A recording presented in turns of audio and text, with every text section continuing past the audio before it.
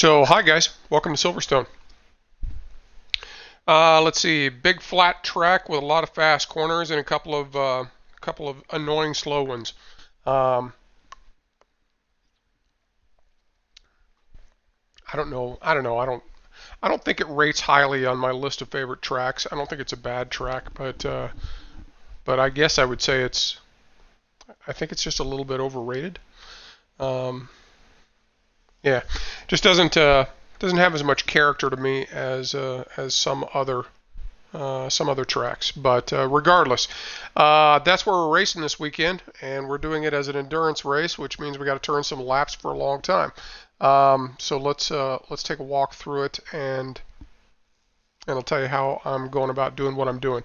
The lap I'm going to show you is a 48.4. That's not my best lap. I've been down in the 48.2s quite a few times, but I didn't save a 48.2 that I looked back on and thought, you know what, that's actually a pretty good representation of what I'm trying to accomplish. So I decided to go with this 48.4 because although it's a little bit slower, I think it's a little more accurate for what it is that I am trying to do. You know, so I'm going to use it instead.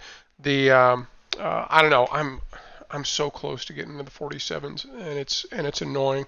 I've had 48 flat and 48.1 on the Delta, any number of times, and just haven't been able to close it out yet. So, but it's close. I don't think I'm going to get there this week. I feel like a 48.2 is right at the limit of where my current skill is. But yeah, frustratingly close.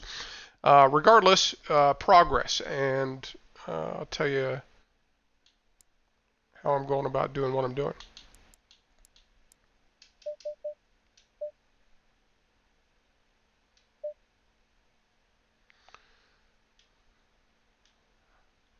Okay, so first of all,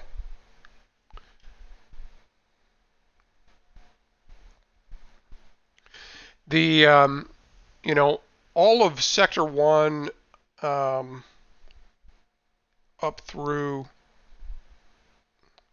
Stowe, is primarily high speed, high downforce corners, right? And it's it's all about the choices you make and the technique that you use, as far as I'm concerned. Um, my breaking point for turn one is just before the 50-meter board, probably like most everybody else, around 70 meters, I would say. Um, I think one of the keys is that if you're really looking for time, you've got to get your tires out here all the way out onto the curb and open this up as much as possible. This corner is tricky for a number of reasons, but in large part because the apex is blind as you get up here and start going under the brakes, which means you really can't pick up what it is that you're trying to do until kind of late. Every inch counts in lots of things, but especially sim racing. So get your car out here as far as you can to the left in order to open this thing up as much as you can. Um, the What I do when I do my entry to this, I aim for the curb right there as the green. You see the green, I don't know, asphalt or astroturf off there to the right side. I'm really trying to begin making contact with the curb right around there. Okay. Um, the key here is your steering angle and what you do, because you can't overdo it on the steering angle too early. If you do, that's going to put you right into the sausage curbs or into the grass, which for most cars is going to be a death sentence. It certainly is for the Lamborghini. So you've really got to be cautious about your steering input here on the turn-in. Um, so I'm going to try and catch it early, but I'm not going to have my steering input so tight that it's going to put me up onto those sausage curbs. That's really the key for me catching this apex properly. If I do that, then right around mid corner is when I'll be able to start going back onto the throttle nice and heavy, right? So if I've done it correctly, that's what I'm looking to do. The The other key portion of this is how you go about using your brakes. For me, because this is a high downforce corner, I want to preserve as much as that downforce as possible, which means I don't want to upset the aero balance of the car any more than I have to. So it's a fairly light touch on the brakes. I'm not going to go heavy and slam it because I don't want the front end diving down. So it's a very kind of gradual input and release of the brake. You see, I start releasing it immediately, and I trail quite a bit. I will. I've said before that I am trying on most every corner. I'm trying to carry just a little bit too much speed into the corner so that I can then bleed it off a little bit with the brakes. This corner is a great example of where that becomes critically important, because if you're not carrying enough speed into it, that's when you're going to the front end is going to grip up too much, and that's what's going to put you too far onto the curb and into the sausage curbs and to the grass.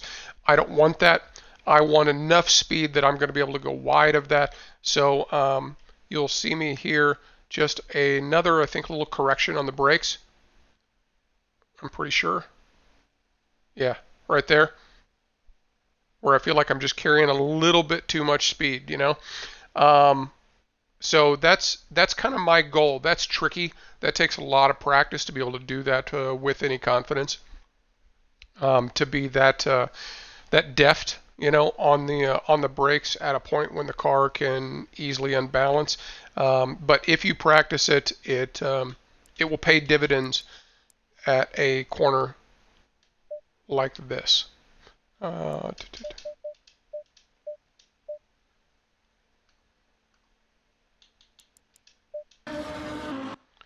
some reason, I have my volume up way too much, and I don't know if that is coming through on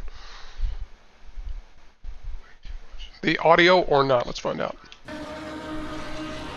Test, test, test.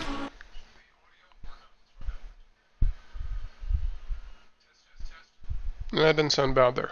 Okay. And I can just lower it on my headset.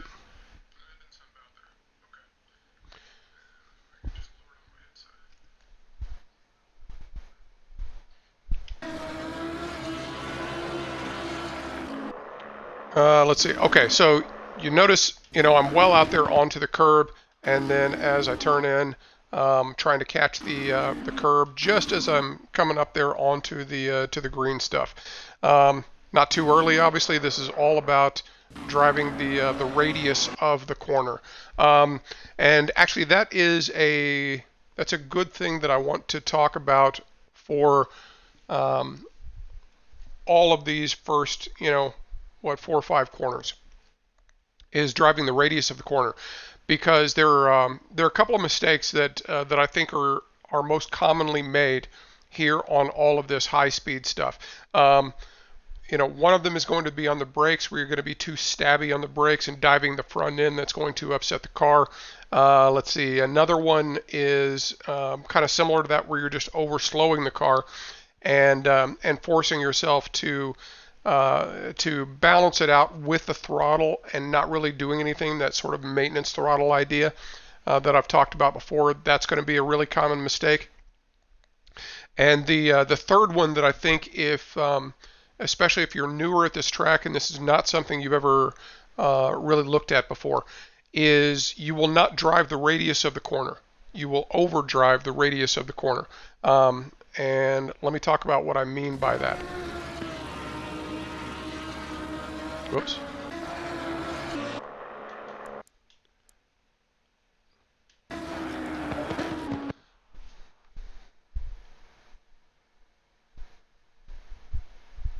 Okay, so we can't do a full straight overhead view on Xbox, unfortunately, but one thing that you can tell by looking at the helicopter view that we have, and you can frankly just look at the track map as well, is that that COPS is is no worse than a 90-degree corner. You know, I'd say that's at the most, and that's really the case all the way through Maggots and Beckett's and up through Stowe as well, right? None of those corners are more than 90 degrees. But what you'll catch yourself doing a lot of the time, and I know because I've seen myself do this, especially when I was learning the track, is that you will have mid corner, right? Mid corner or just after the apex, something along those lines. You'll have something like 120 degrees worth of steering angle input, right? That you're using, and that's a great thing to watch out for in these first corners, because it's a really good indication that that there is a mistake that you're making that is absolutely fixable. Okay, so one of the things that I'm constantly thinking of when I'm going through corners like this is about my steering angle, and never allowing it to get past 90 degrees. If I do, which you will at times. You can't avoid it all the times. You're gonna make small mistakes. But I'm absolutely thinking a lot of the time about the steering angle that I'm using, and never to get past 90 degrees. In a perfect world, it will be a little bit less than 90 degrees, because the reality is that because we don't take a tight line into these corners, because we open it up, it means the actual radius of the corner, is it the radius? Anyway, it winds up, from a driving standpoint, it winds up being less than a 90-degree corner, something like 75 degrees. I don't know, something along those lines. So I'm trying to drive the radius of the corner, is what I'm trying to explain. And I do that by paying a lot of attention when I'm practicing, by paying a lot of attention to the angle, the amount of the steering input that I'm using, particularly right up around the apex when I have the most steering lock applied. Okay, so what that looks like is that I'm trying to drive the average of the corner, right? Let's see how well I do it here, whether I really ever pass that at any point.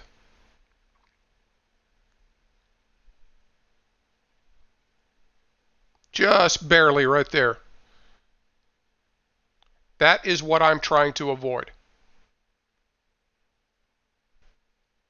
And what you'll see if you're struggling in these corners a lot is that you will see yourself with the steering wheel heeled all the way over to the side, right? And you'll be forced to hold it there for a long time. That one wasn't too bad, because if we go back and look at it at full speed, I didn't go past 90 very much, and more importantly, I didn't have to hold it there very long. So it was a very small correction that I had to make.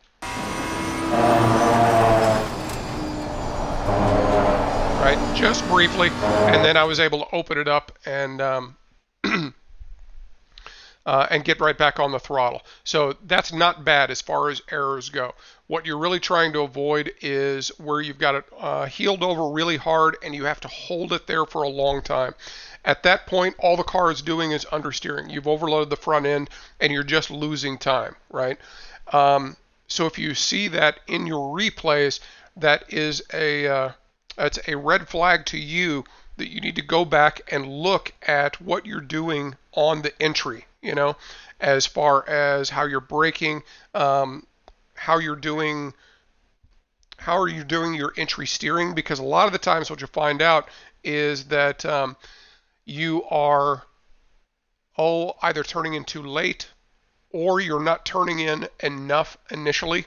In other words, if you turn in when you're supposed to, but you don't apply enough steering lock at the very beginning of the corner, then that's going to wind up forcing you wide, which is going to force you to overcook it on the steering mid-corner at the apex, and that's going to push you right into a massive front-end understeer. So watch your replays, and if you see yourself doing that, where you've really got it heeled over, go back and look at what you're doing. Either, brake just a little bit earlier, a little bit more, or apply a little bit more steering right there at the beginning so that you don't have to apply more later on. Get the turning done earlier is the whole point, so that when you're at that apex, the car's in a good position, it's not understeery, and you can go straight back onto the throttle as quickly as possible. So that is something that is really helpful to watch out for.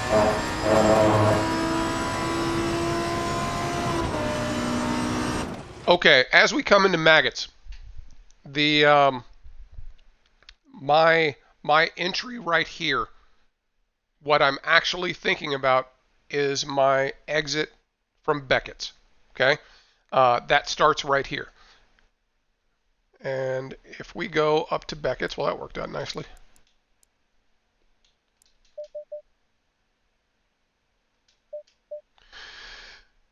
Right, I'm just past my apex, or on my apex. I'm full throttle, and I'm not going to have to come off of it again. This is what I'm after. Everything I do from the moment I line up at maggots is designed to put me into this position, if not every time, as close to every time as humanly possible. Okay, so it's really important that we understand what it is that we're trying to do and how we're going to be able to get there on a consistent basis. So let's do, because when you go on to the hanger straight out of this exit and all the way up at Stowe, that's a very long straightaway. And if you are not maximizing this exit, you are costing your time, pure and simple. No question about it.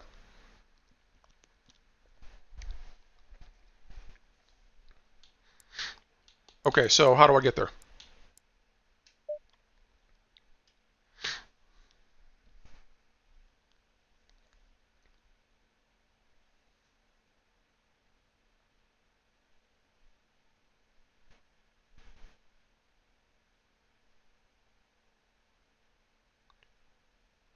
Okay, so first things first, as I'm beginning my braking into Beckett's, you can see that I am well left of the center of the track. That is an absolute requirement.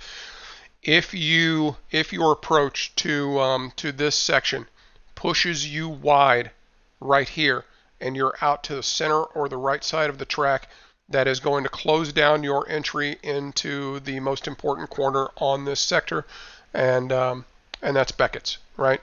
So your approach must put you here to the left side when you go on to the braking for your entry into Beckett's.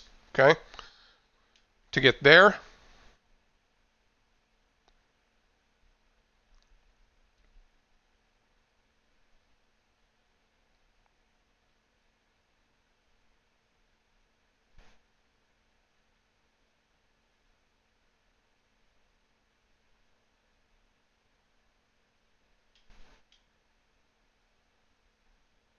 okay, so that's where my beginning braking point for the left-hander. That means that that when you exit maggots, you cannot be consistently riding the black and white painted curbing on the left-hand side. You have to be able to get the car at least a little bit away from that curb in order to open up the left-hander. If you find yourself scraping that curb on the left, you are going to be extremely hard pressed to get far enough to the right in order to open up the left-hander. And if that's what happens, one of two things will be the result. One, either you're going to have to overslow the car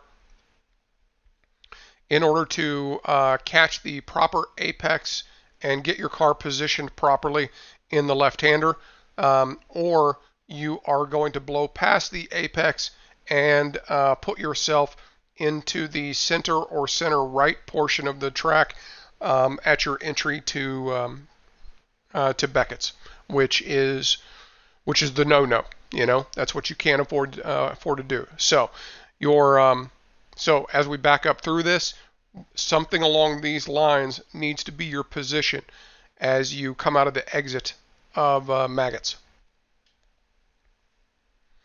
And that means that this is where your sacrifice begins, right?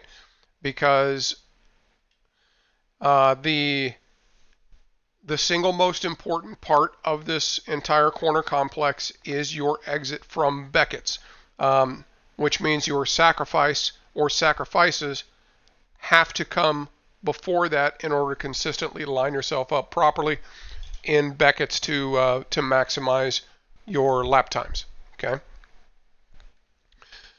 Okay.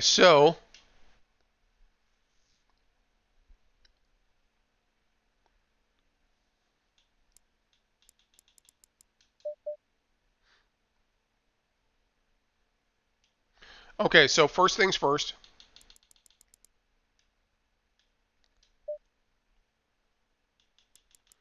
Let's look at the positioning.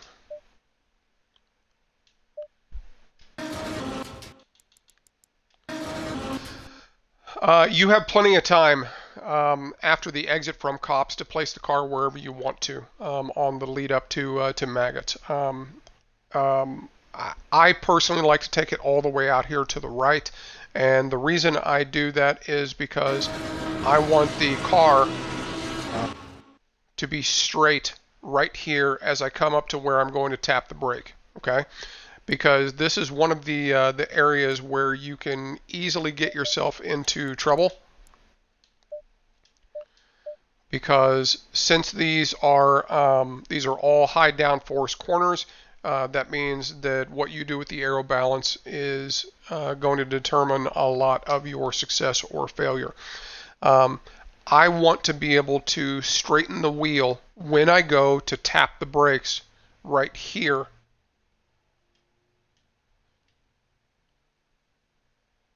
Okay, so see how my wheel is now perfectly straight as I go to tap the wheel. What you're going to find is that if you're struggling with the back end on the entry here to the right-hander, there's an excellent chance that that you have steering lock applied when you're hitting the brakes right here, right? And that is actually what's upsetting the balance of the car. It's not that your car doesn't have the aerodynamic capability of taking this corner at a higher speed. It's that you, with your inputs, are removing some of that aerodynamic capability at the worst possible time. So, if you find yourself getting loose right here, go back, look at your replay, and take a look at the position of the car and your hands and the steering wheel at the time that you go onto the brakes. Make sure that you are not upsetting the balance. They need to be discrete inputs. Straight wheel, dab on the brakes, come off, and then into the turn, right?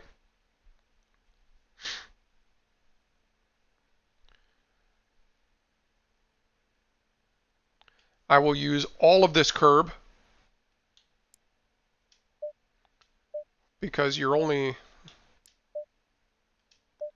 real concern here is getting so far out into the grass that it starts bouncing the car around too much. But right here, the green AstroTurf and the red AstroTurf, frankly, because they're really not even sausage curbs. So none of this is going to dramatically affect the balance of the car as you're coming through these. Yeah, you have so much downforce coming right here that the car can take a ton of punishment, right? So so get all the way over here onto the right hand side, right? Use every bit of that in order to straighten this up as much as you can. That'll allow you to carry the maximum amount of speed. But you must be able to get the car back out to the center left of the track by this point, right? So whatever you do as far as your entry goes into maggots, make sure that you can set up properly for the left-hander after that. And let's take another look.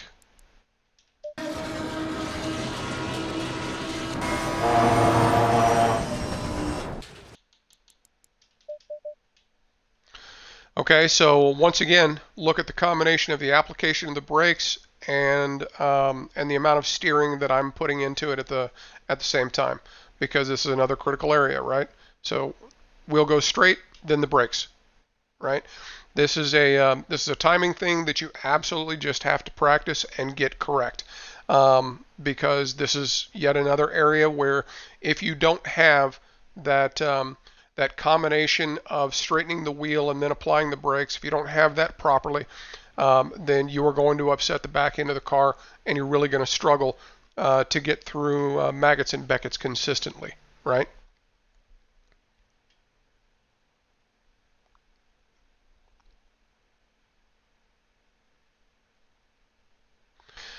But if you position the car properly and use the brakes and steering input properly, then that puts you in an excellent position to cut straight across the left-hander.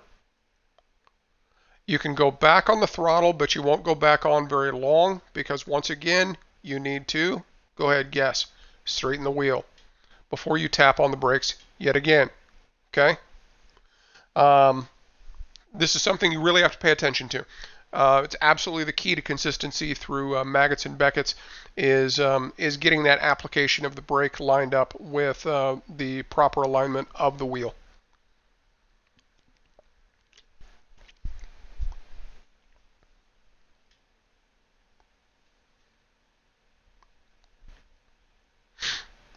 And then when you go into beckets,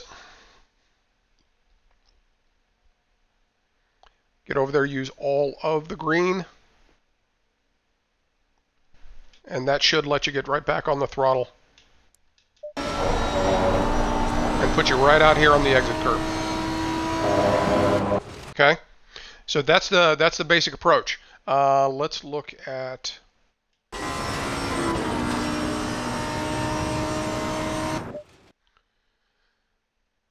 I want to look at my steering inputs again through here. Let's see how well I did about not overcooking it on the steering angle.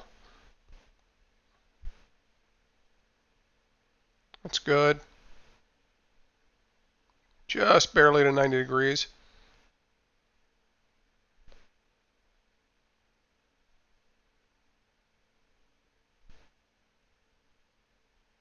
That's good. Just a little bit less than 90.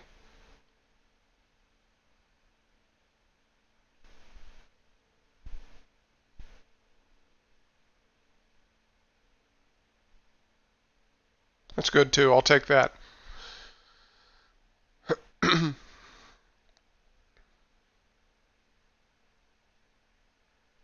If you're not being forced out onto this curb on the left-hand side, you're either not aligning your car properly at beckets, or you're not getting back on the throttle soon enough, something along those lines. You've really got to get to a point where you are consistently being forced out onto that curb, and even clipping the grass sometimes. You know, I'd rather be clipping the grass a little bit every once in a while than losing time by not getting the most out of my exit there of beckets. That would be my preference as far as a trade-off goes.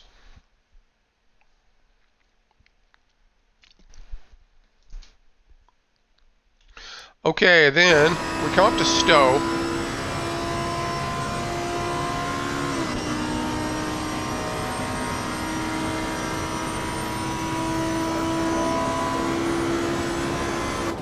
Let's go overhead first.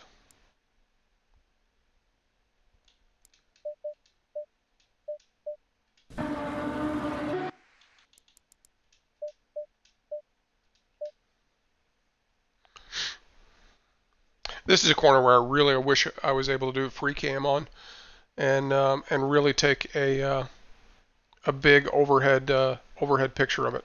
So this is where I'm talking about driving the radius of the corner. It's absolutely critical here at Stowe, okay? Because your apex needs to be at least a little bit past the midway point of the corner, so later apex, right?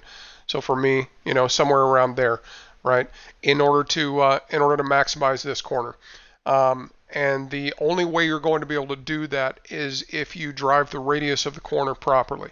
Because I think most of the time the mistake here is where you turn in too early and you wind up spending half of this corner riding the curb and applying maintenance throttle just to keep yourself from going into the grass.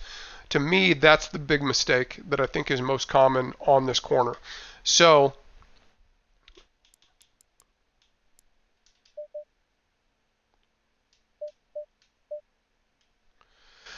okay, my braking point is going to be right before the curb begins. There is right in front of the curb, so a little bit ahead of us right now, but right in front of the curb, there is an absolute bump that is in the road here, and depending on the car and depending on the setup, it can really give you a hard time. The McLaren, I think, is the worst here and runs the greatest risk of bottoming out the splitter, bouncing, and frankly sending you off into the gravel long because you just won't be able to stop the car then. So watch that when you're running your practice laps, but particularly if you're in the McLaren.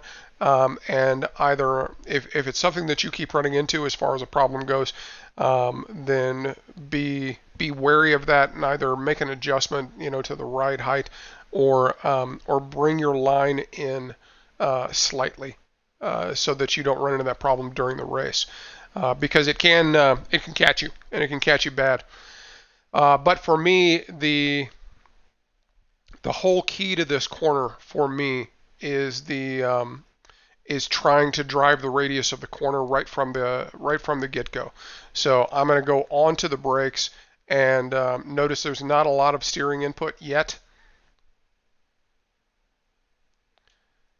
I'm starting the turn, but I call it relatively gentle there at the beginning, but at that point in my mind, I am already driving the radius of the corner. In other words, I am using a steering input that is designed to gradually increase with the corner itself so that I can catch the apex where I want to.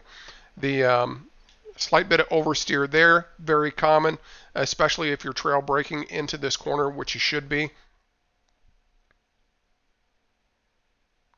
But it's a very manageable oversteer. What I don't want to do is I don't want to get caught in this no man's land on this curb where I have to sit here on the throttle to keep myself from going into the grass. And if you enter this corner too early, that is what's going to happen because you won't be able to do anything. You're literally just waiting for the car to get around the curve enough that you can get back on the throttle.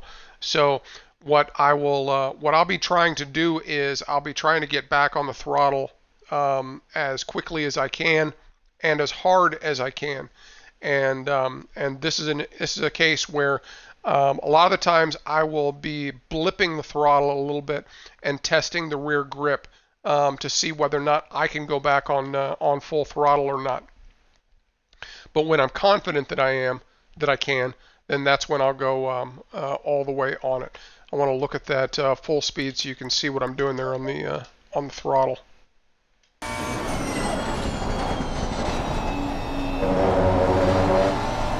So it's just a couple of blips where I'm testing the grip. I'm feeling the grip of the rear right there. It may move around on me a little bit, and that's okay. The whole point is to keep the car rotating and don't let it die there mid corner. I want as much of that turning done as soon as I can so that I can get back on full throttle because although this is not a long straight, it is a straight that you have to be able to take advantage of. And the only way you can do that is to hit that apex properly and get back onto the throttle as soon as you can. Let's see. It's another one where I'm always checking my steering angle to see how well I did it or not.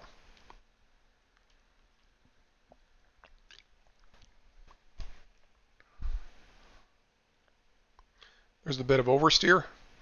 That's okay to me, because that means the car is rotating.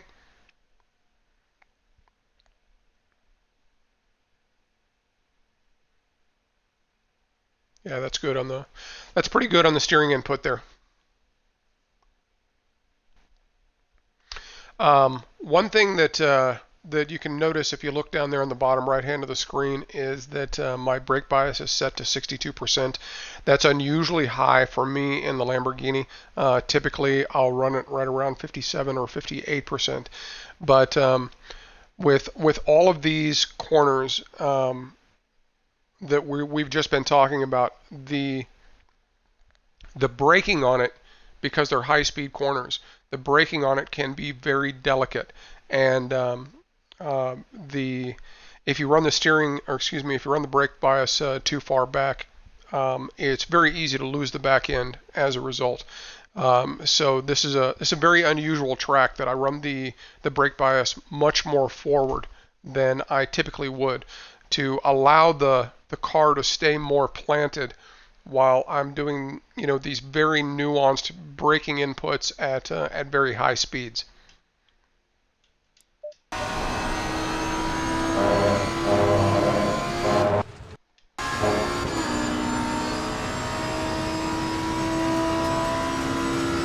Okay, Vale and Club are let's go overhead because we have to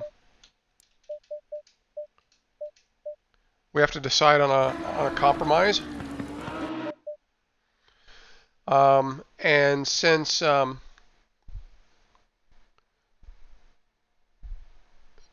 the exit to Club gives you another very important straight on the lead up to Abbey, that means that your entry to Club has to be very good, right? Which means you have to decide where you're going to make a sacrifice, and for me, that is the exit of Vale. So I'm going to make my sacrifice. I'm going to compromise my exit of Vale so that I can set myself up in a better position to attack Club, right?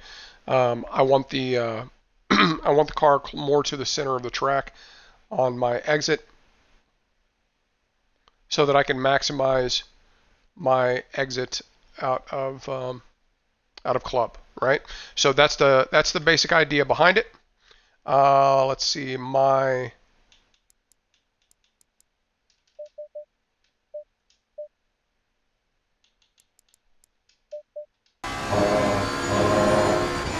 braking point is the turn side, or excuse me, the beginning of the curb on the right hand side. That's going to be, I think, what most everyone uses. I'd say I brake just a little bit before it. And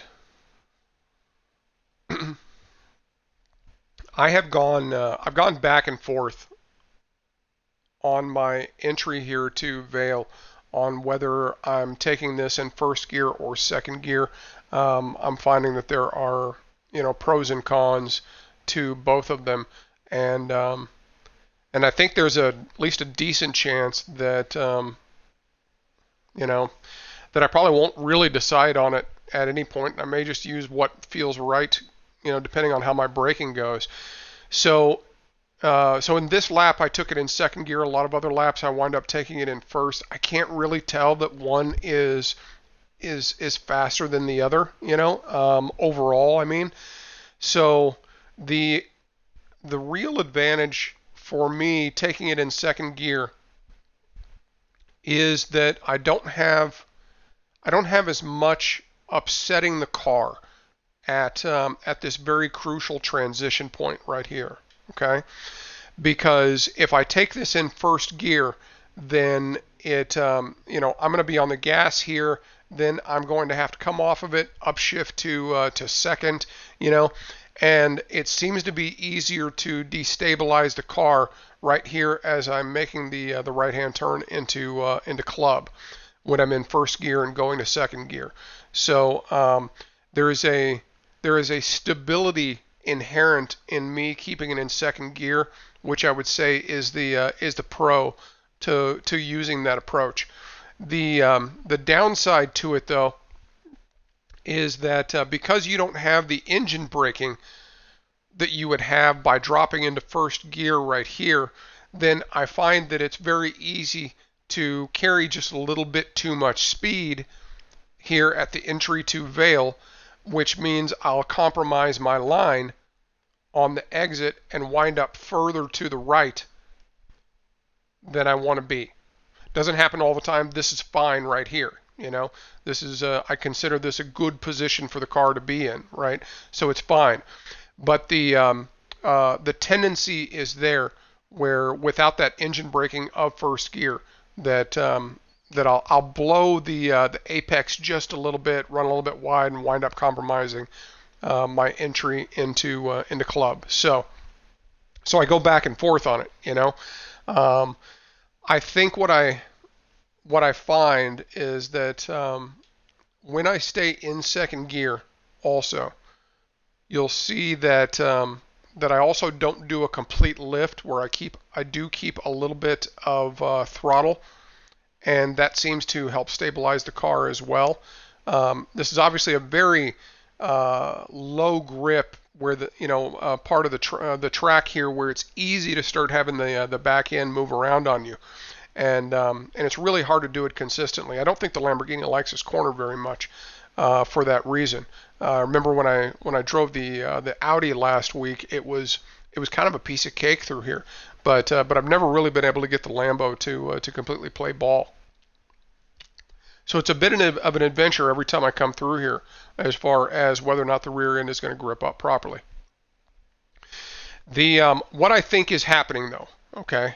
And this is just an educated guess, but I'll run you through it anyway because it may help you ultimately decide which approach you're going to take. And mostly this happens when I'm in first gear, right?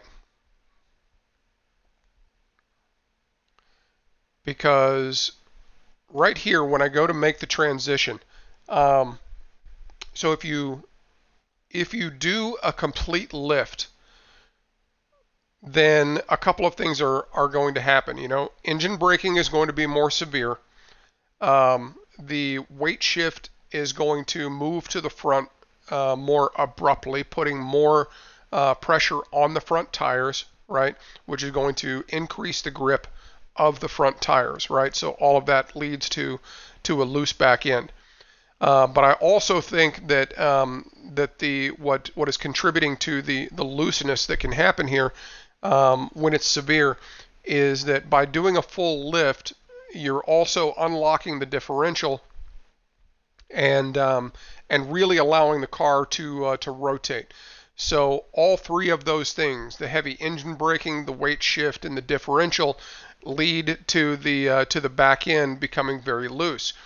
And what I find is that by staying in second gear and doing a partial lift, then I'm mitigating all of that happening at the same time. You know, the engine braking isn't as bad, the weight shift isn't as bad, the differential isn't opening up completely. You know, so instead it maybe keeps just a little bit of understeer there through the corner, right at this part where the car is most vulnerable, right? And then really at that point, so that makes me safe through this little tricky part.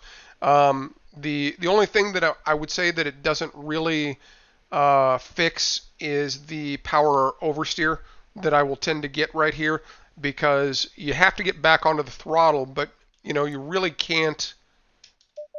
You can see how much steering angle I still have in the car at this point. So it's really susceptible to to power oversteer at this point. And again, from like a setup standpoint or whatever, I have not been able to cure that completely here with the Lamborghini. It's always a danger.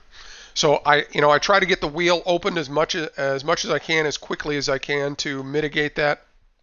But by the same token, I don't want to run out so wide here that that you start getting too far onto or beyond this the striped curbing on the left, because it just it messes with the traction. Either the power oversteer comes back or the TC kicks in and starts robbing you of power. So I don't really want to spend much time out here on this curb. I just want to get the car turned and lined up in order to take the right-hander.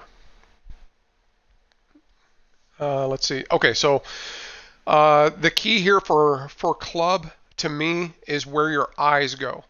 So once you've got your exit nailed down and you've gone full throttle, because you do not want to be lifting again at this point, right? You want to keep full throttle. The key for me is I do not look at the sausage curb. So at this point in the corner, as I'm on full throttle, my eyes actually go to the white painted line and the striped curbing, and that is where I look. Because anyone who's ever ridden a motorcycle knows that where you look is where you go. I learned that when I was 16 years old on the first day of the Motorcycle Safety Foundation's new riders course. Where you look is where you go, and that applies to a certain extent as well when you're driving a car. If you fixate on the sausage curb itself, it is entirely too easy for your hands to follow your eyes and put you there regardless. So don't do it. When you make your exit, you get back full throttle. Get into the habit of looking at the striped curbing and the white boundary line, and make that your goal to put the front tires right over it. I think you'll find you'll have much more success here, and really the sausage curb ceases to become a danger once you get into the habit of doing that.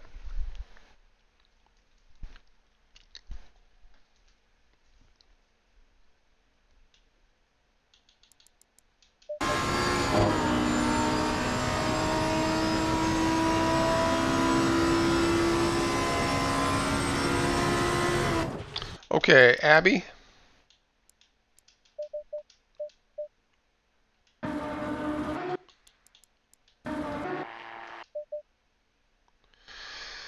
Okay. You have room out here on the curb, so use it. Don't fall into the habit of staying inside of the curb. It will open up the corner just a little bit more, and you'll take every inch that the track gives you. So get out here onto the curb, and for me, it's just a dab of the brakes, and I drop from fifth to fourth, and on your apex, try to use as much of the green as you can. This is another one that is not going to upset the car too much. It's just getting off into the grass. And what it really is, it's the bump of going from the black and white striped curbing onto the grass and off of the grass back onto the curbing that really upsets the car. So use as much of the green stuff as you can without getting onto the grass at the same time, and you'll find yourself in fantastic position. I don't worry too much about my exit and running wide on here, because I think you have enough time at full throttle to get back over to the right and never have to lift. So if I run wide out to the black and white striped curbing, I'm okay with that. It's not necessarily ideal. A lot of the times that means I miss my apex, but but being out there is not a big concern for me as far as my exit goes. Let's look at the inputs. Basically, as soon as I get alongside of the green AstroTurf on the left, that is where I'm going to do my little dab of the brakes. So right there. Notice there's not much steering input at that point. I come off of them and then once again drive the radius of the corner. Right? Don't wait until you're at the apex and then haul the thing over, because that is what's going to create massive amounts of understeer. So get your braking done early enough, get your downshift done early enough, so that you're not upsetting the balance of the car when you go to really turn in. And when you do turn in relatively aggressively from the beginning, so that you don't have to turn aggressively at the apex itself. That will let you get back onto the throttle right at the apex. See how soon I get back on it? Yeah, right there at the apex. So no problem there. Probably could have gone just a little bit earlier, even considering the amount of room I had on the exit on this lap.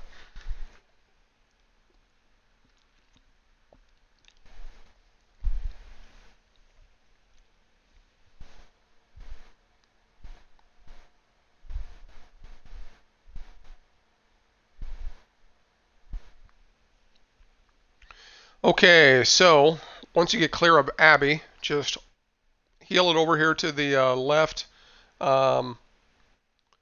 and your braking zone here. I mean, the beginning of the curb is my brake marker, right? What I will say, and let's go overhead. I think it's easier to. Hopefully, we've got a. You can't see it for Jack. What I will say is that my positioning here is not always the same. Sometimes I'll be further to the right. Sometimes I'll be here or even a little bit to the left. What I don't think you want to do is don't sacrifice anything on the previous corners in order to make sure that you're as far to the left as possible on the lead up to this first braking zone. The reason I say that is that it's more important to be flat out from the apex of the apex of Abbey onward, than it is to be set up really early for this brake zone. So wherever your car comes out is kind of fine, so long as you're able to get back on the throttle right there at the apex of Abbey and hold that throttle all the way through to here. If that means you're a little further to the right, that's fine. If it means you're here, that's fine. But don't be making compromises back there in order to get your car all the way over to the left side of the track here, so that you're super set up for this braking zone, because it's not necessary. You have plenty of time in this braking zone to get the car over to the left in order to open up the first corner, the right-hander here in Arena, right? So so your priority is carrying the speed, and then make your adjustment here under braking. Sometimes you'll be a little bit straighter coming into it. Sometimes you'll be off to the right and coming in at it more of an angle. That's okay. There's nothing wrong with that, so long as you've maximized the previous corners. Now, I will brake into the left side of the track, right? Because I do want to open this up as much as I can. And in a perfect world, I will have started trail braking long before I did on this one. I've talked about this before. Let's see how much turning steering angle I have in the car right here. Too much. See where the essentially maximum brake pressure is still applied. I'm probably coming off of it a little bit at this point, but it's still very high. And I've got almost 90 degrees of rotation in the wheel. That's too much. I'm creating understeer in the front tires, and I'm making it harder for myself to negotiate this corner. Good chance this is where this is where some of the time that I lost on this lap came from, is from this right here, to be perfectly honest. Because in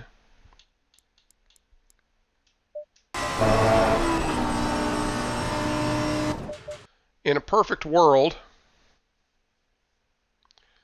I'd go on the brakes and then probably start trail braking right around here. Even if it's just a little bit of coming off the brakes, just to give the front tires a little more wiggle room so that they can grip up. Right now I'm in understeer city, and this is not a good example of trail braking. But what you do here, there's a lot of different ways to take this corner complex.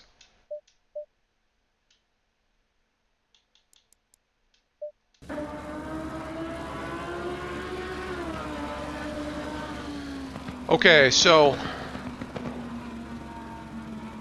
the second right-hander. The second right-hander is the critical one, because that's leading onto the long straight. So you want a late apex here, and you're going to have to make a compromise in the lead up to this exit. And the question is how and where you do that.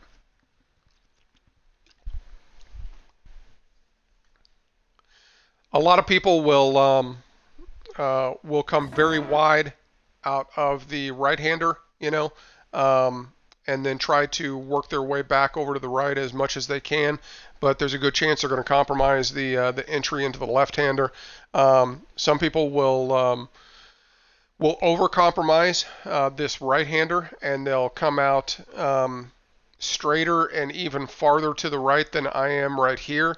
I think that's overdoing it, so I tend to try to shoot for the middle approach where I come out, a little bit, closer to the center of the track, or maybe the center left, which gives me plenty of time to work back over to the right side before I get into the braking zone. So there are at least 3 different lines that you can take through this complex, and you're going to have to decide which one. Which one you use, but have a good idea of which one it is so that you can do it regularly.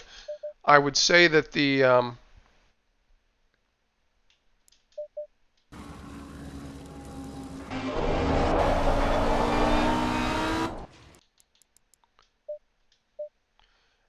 key thought the key thoughts in my mind as I come up to this braking zone, which is the much trickier of the two, right? Because you don't have time to set up for it, and the ABS is going to kick in, and there's a good chance the back end is going to be moving around on you a little bit. It's a really annoying braking zone for the left-hander. So my key is that however far I'm able to make it back to the right, I will, but I want to get the wheels straightened up for when I do go back onto the brakes. And honestly, this just isn't that great. You're going to have to turn it a little bit, but the key there is that what I don't want to do is I don't want to go full slamming on the brakes. This is a really easy corner to overslow the car through. And although it is a very slow corner, you want to carry as much speed through it as you can.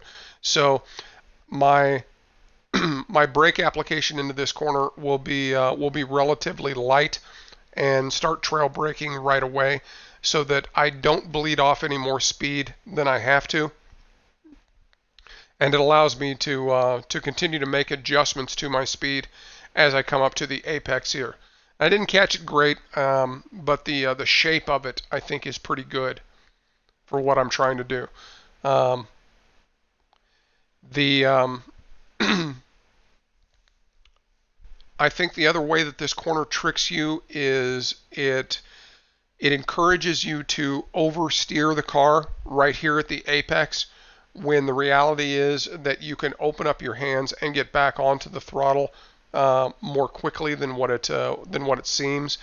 Because in a perfect world, you'd have no choice to be all the way out here on the curbing on your exit. Um, and my sense from this one is that that I was out here more by choice than because of anything I forced the car to do. Um, and my guess is that because I was going to, at this point, I probably realized that I'm going to miss the apex just a little bit, so I over rotate the car to try to catch it. And the reality is, I probably could have started opening up the wheel a little bit sooner based on the position of the car and gotten back on the throttle just a little bit earlier. But that's very common in this corner. There are so many variables that go into where your car is positioned once you finally hit this apex that it's one of those corners where it never quite feels like you're able to do it twice the exact same way. And it can be a real hot lap killer in my mind. But that's my general approach, you know.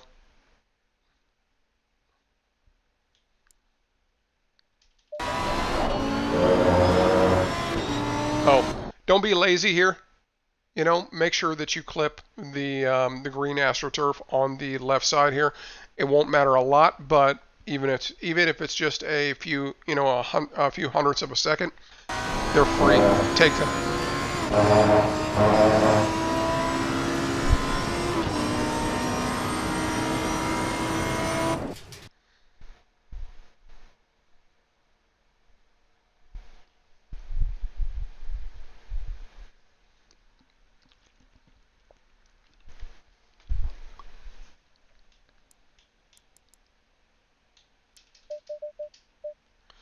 Okay. Brooklands and Luffield. Since we're coming onto the front straight,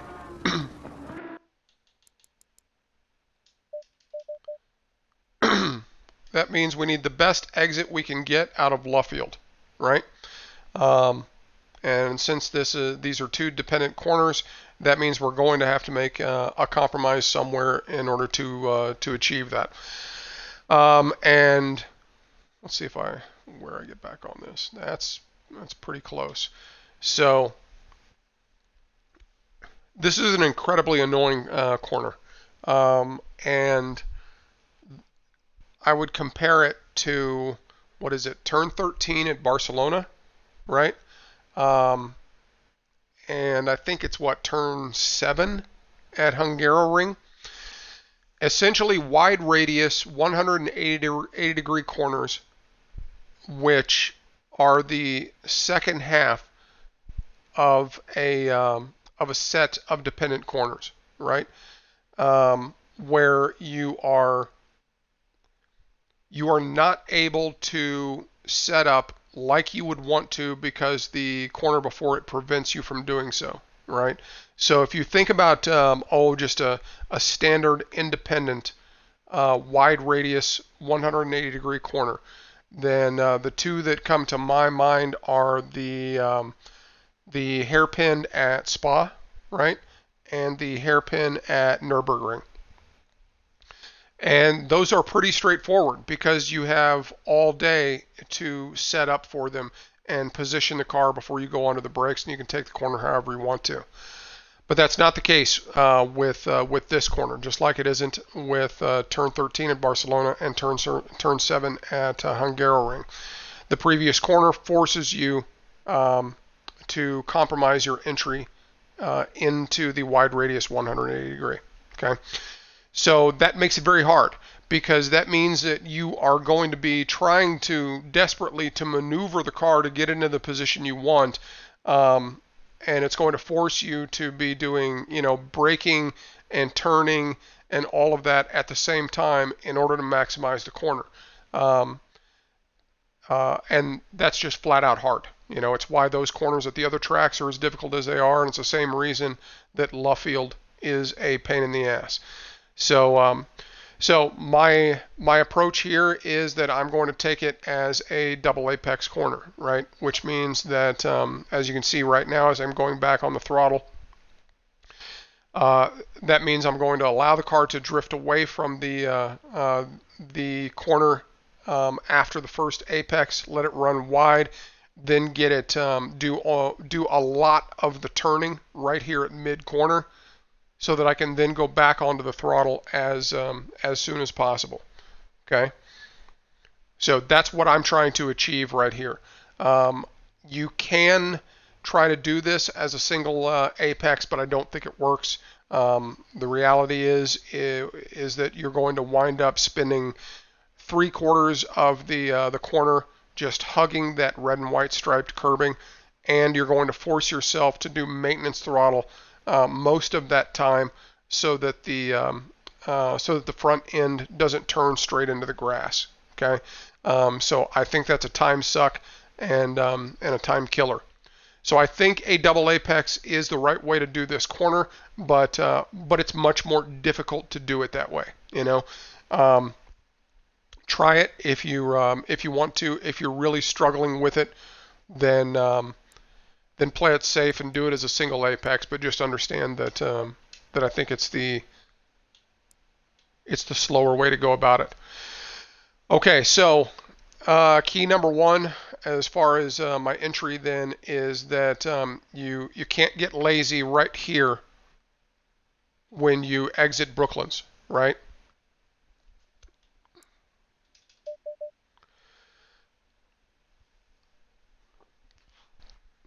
It's very easy to come out of the exit of Brooklands and just drive in a straight line from this point. That's a mistake. You need to use whatever space you can to work the car back out to the left and then heel it over to the right, so that you can make your first apex of the double apex corner as late as possible, right? That is what I'm trying to do. So when I go onto the brakes here on my first apex, I've put the car as wide as I can in the entry so that I can make this apex as late as possible.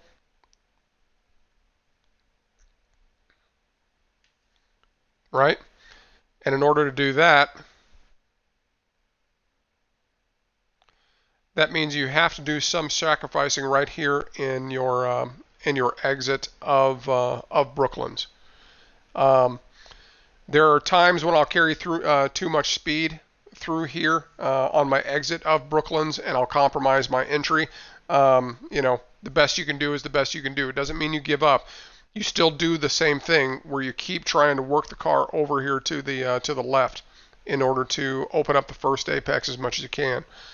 But as a general rule, what I'm looking to do is to make my compromise right here on the exit of Brooklands and not run too wide. Okay.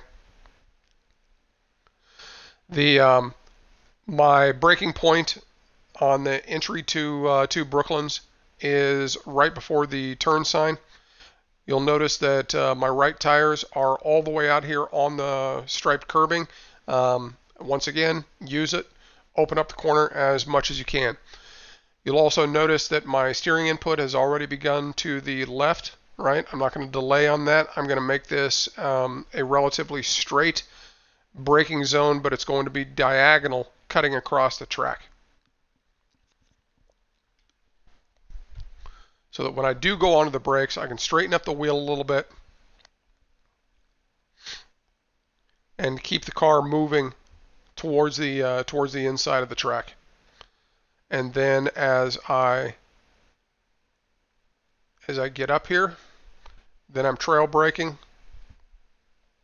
take the pressure off of the front end from the brakes and let it do its job, which is to corner right now. Clip the green AstroTurf on the way in, and then as soon as I feel like I can get the line that I need, then that's when I'm going to go back onto full throttle.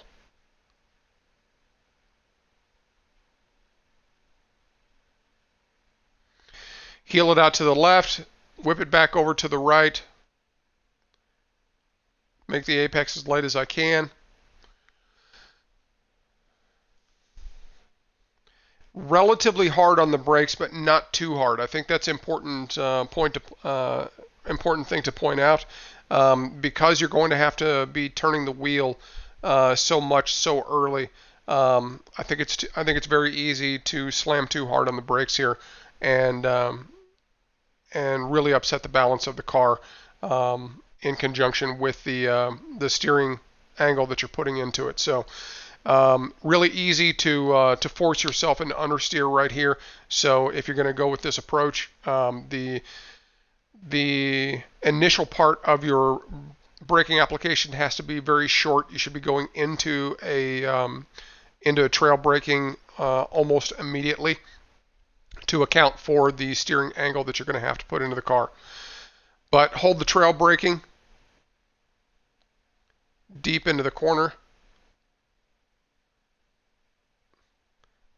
And then this is another area just like at Stowe, where I will use blips on the throttle in order to test the grip of the rear end and to get the car to continue to rotate. Very dangerous right now. It's very, I wouldn't say dangerous. I can control it well enough that I'm not worried about spinning, but it's very easy to lose traction. The TC really starts kicking in, and then it takes forever to get the grip back to the rear tires and cost yourself a lot of time. So not so much that I'm worried about spinning here. It's just easy to get this wrong and wind up losing the grip on the rear end, and suddenly a good lap goes to shit. That is very easy to do. I will short shift into second in order to remove some of the torque, and that'll allow me to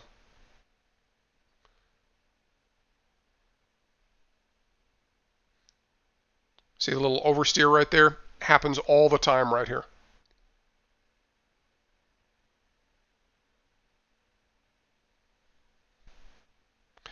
But if I do it right, let's look at that from overhead.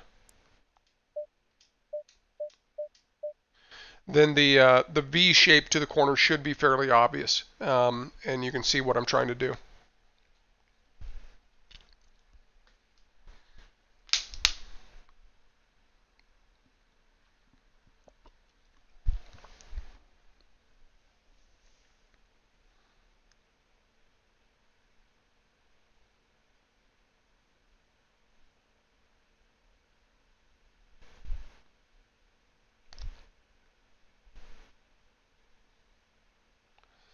There's the first apex. Let it swing wide. And really, as soon as I come off of the brakes, that's where I'm really paying attention to getting as much steering input in as I can, because this is where I want the car to turn, right? And as soon as I feel like it has turned enough, then that's where I'm going to start testing with the throttle and trying to get back on it to get it to rotate even more and catch the second apex coming out. And that's the best way available in order to straighten the exit as much as possible and maximize the front straight, so that you can turn your quickest lap times. But there's nothing easy about it. It'll take a lot of practice if this isn't something that you have tried before. And that's a lap at Silverstone. Let's see.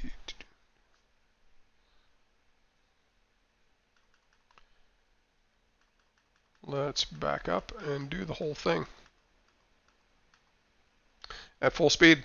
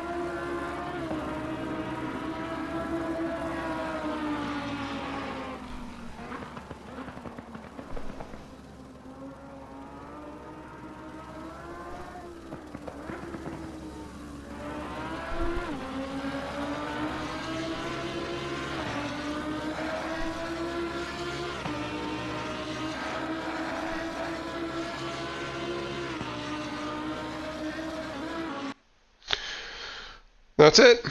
Okay, guys. Hey, Hawk. That's it for Silverstone. I'll see you in the server this week. Good luck on your prep, and hopefully we'll have a good clean race. What I think, just to close, what I'll say, because this is an hour and a half race that we're going to be doing this weekend, consistency is everything, right? In a 90-minute race, and your tires are going to take a beating. The really focus on consistently hitting apexes and really maximizing exits. If that means you have to drop into third gear instead of fourth, at cops, for instance. If that means that you have to, wait a little bit to make the turn into some of the tight corners, whatever the case is, right? Do that to make sure that whatever lap time you can run is a consistent one. It's all about knowing where your limit is for this race, because one bad spin or what have you will absolutely just kill your race in this in a 90-minute race. You just can't afford it. So watch that. Find out what your limit is this week, and whatever that is, make whatever improvements you can to go faster. But ultimately, understand in your own head, this lap is where my current limit is on this track, and I think that's probably the best advice I can give you for the race this weekend, because it's a 90-minute. But beyond that, good luck with your prep. I'll see you on the server, and I'll see you this weekend on the track as well. Take care, guys. We'll see you.